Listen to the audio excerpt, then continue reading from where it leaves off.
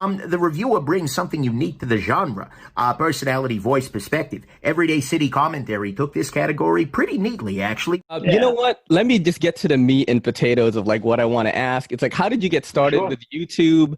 What kind of prompted you to do that? Yeah, sure. That's a good question.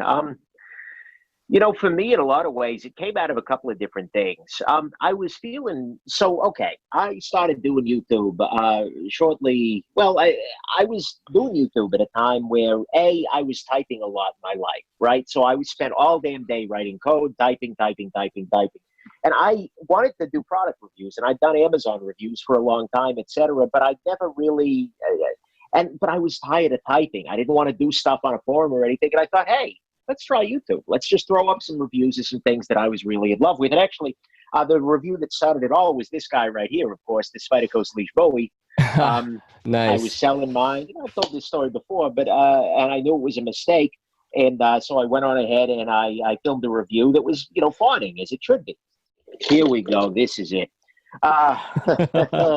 This knife is a black clone of a knife that I originally had on the channel.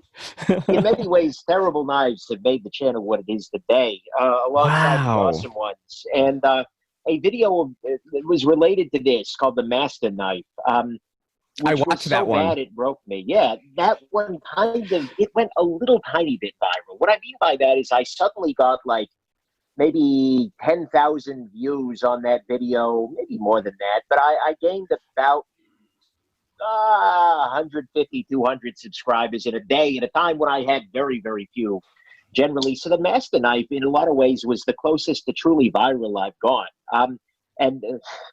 Yeah, so, this has That's been crazy.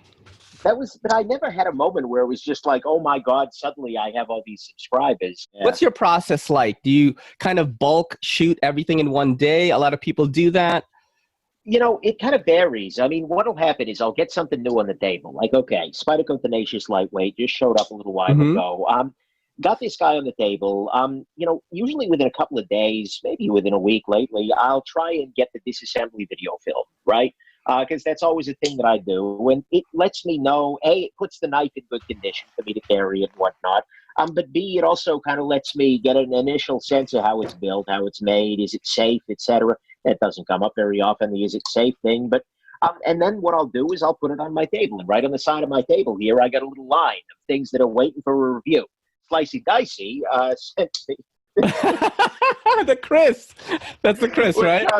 It is the Cold Steel Voyager Chris. And I'm trying to figure out how the heck to do this thing. Oh, man.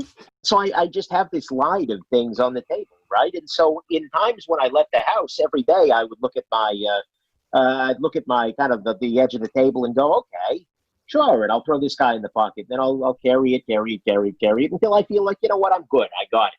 And then the next time I'll throw this guy in the pocket, carry it. And then usually what happens is like some weekday evening or maybe on a weekend morning, I'll spend some time and just sit down and write. I'll, take the piece and I'll, have it in my hand and I'll sit there and I'll write out the good, the great, the bad, the ugly, as bullet points, right? And kind of just think about it and process the time I spent carrying it, how it worked in the hand, how it used, how it cut, etc. And then at the end of it, I have myself a review. And sometimes that process is really easy and quick. Sometimes it's like pulling freaking teeth.